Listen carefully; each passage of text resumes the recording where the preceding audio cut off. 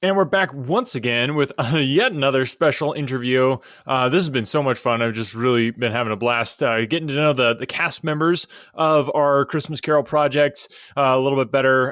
It's just so much fun to collaborate with people from all over the world, across the pond. It's just so much fun. So today I have on with me a very special guest who is playing the role of Caroline, which if you're familiar with Christmas Carol, you probably remember who that role is. But if not, it is such a cool role because it's one of those instances that really illustrates the whole purpose of, everything that Scrooge goes through and stuff. Anyway, enough of my jabbering. Amanda Bourne, welcome to the podcast.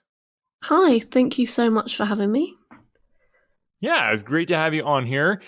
So you are also British. I think all three guests so far have been British. That it's just so cool to me to have people with like the real accents. I just kind of pretend. But are you were born and raised in Britain there?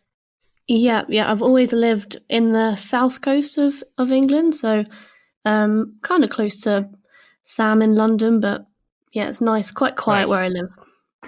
Okay, great. Well, very cool. But yeah, you just give the audience a little bit of background on you, how you got into voiceover work, and you do beyond just voice stuff. You also do like real acting too, right?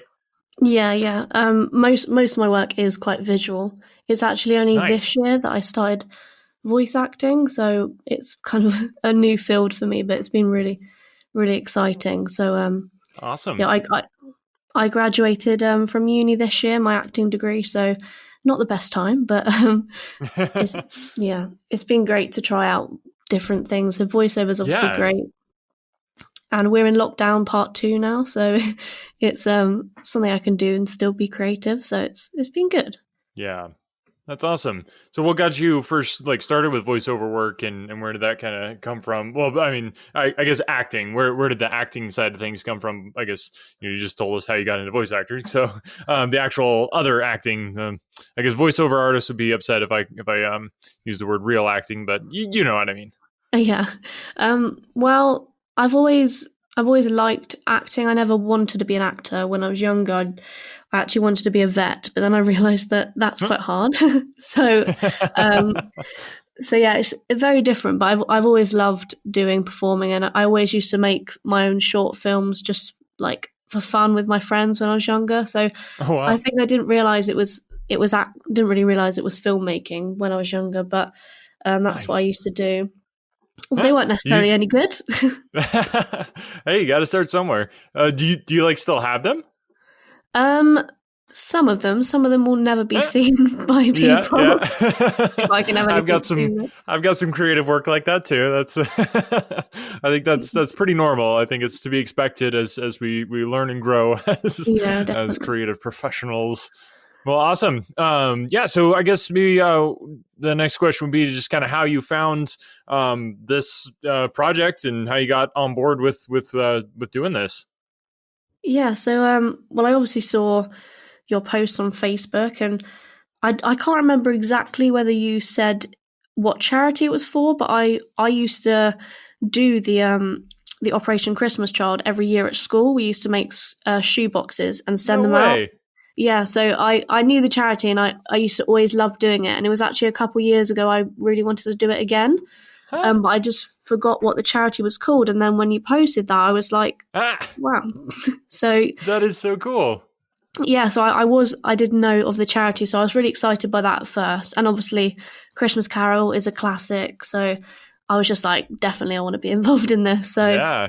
It fits all around. That's so cool. That is crazy. I've I know Operation Christmas Child, like they're huge, they're worldwide and stuff, but I still find a lot of people don't know who they are. So that's so cool that you knew who they were. So just for any of the listeners, just to clarify, if you're like, what is she talking about?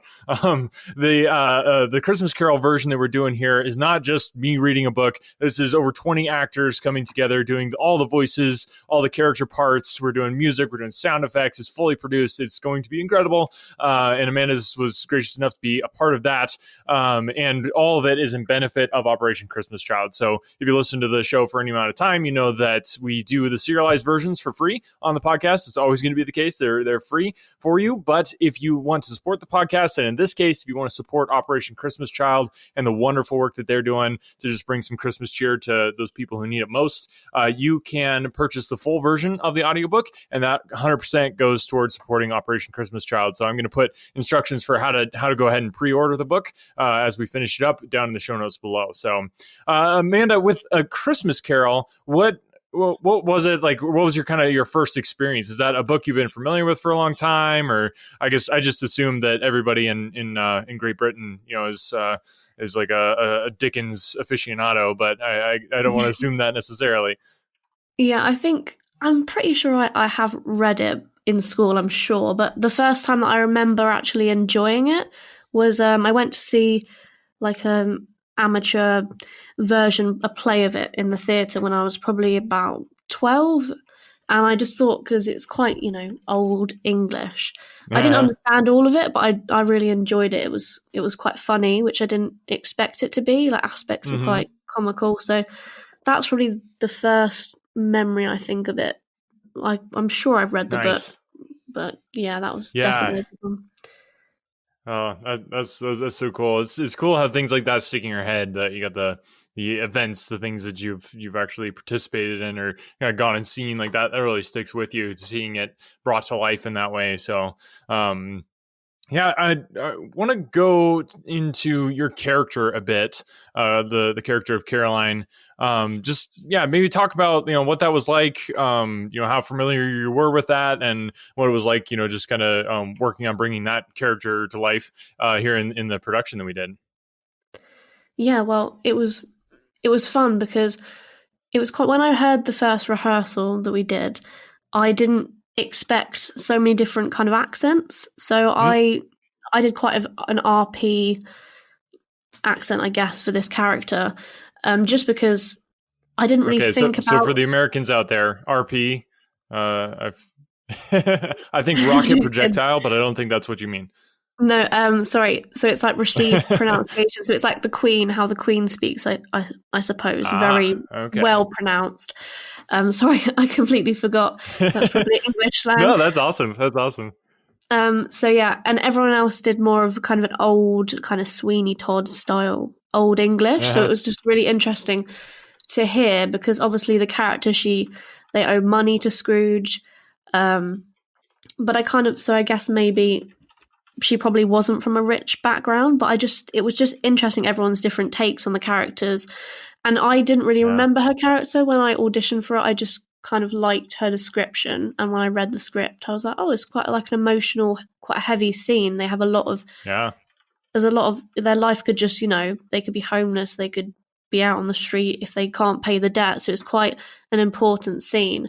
So yeah, it was interesting to read, and just interesting everyone's different takes on the characters. It was really good. Nice. Yeah, and I think that's been one of the funnest things, and I think I mentioned this in the other interviews, just the collaboration and just getting other people's takes on it. Because I don't know, with the podcast, long-time listeners will know this is the third time we've actually ended up doing this. So I recorded it one time and I had really, really bad equipment. Recorded a second time and it was way better, hopefully. And then so this is the third time that we've done A Christmas Carol, and I'm so into it in my version of doing it that coming out of it and be like, wow, that person completely interpreted this scene like totally differently than I ever would have thought. It's just so cool to see that variation there. So anyway, you did an awesome job. I love that scene. I think it's very poignant. One of those, it's kind of tearjerker type scenes. With Christmas and all that sort of thing, what would you say is your favorite memory of Christmas? It could be experience or a gift or just something that sticks in your mind of the awesomeness of Christmas. I think I was thinking about this the other day, because I'm a massive fan of Christmas. So this is my first Christmas project, so I was so excited to do it as well, because I'm just a massive Christmas fan. But I think in my family, we always it's a tradition, but I'm sure everyone else does it. We always go out as a family to get the Christmas tree. So we always get a real Christmas tree every year, just because that's what we like to do. So, and so I just always remember when I was younger, we'd get this massive Christmas tree and try and fit it in the car, and then me and my sister would be like squished either side of it, and then we'd all go home, listen to like Michael Bublé and decorate the tree together. So that's just my favorite thing, and we still do that. I'm 23 and I still have to go and choose the tree and decorate it, because I just cool. It's just nice and family orientated, and I love that. I love Christmas. Yeah. No, there's just nothing better. It is a wonderful time of year, and I'm just so excited that we can bring this special thing to people, during this time. I know it's a hard time for a lot of people. I think in a lot of ways it's probably going to be a hard Christmas for a lot of people, just with all the craziness going on.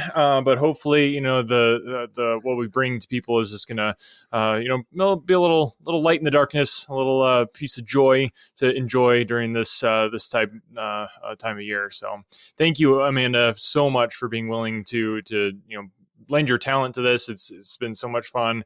I do want to give you the opportunity to just kind of tell people, anything you're working on now, and anything you'd like to promote or have people check out.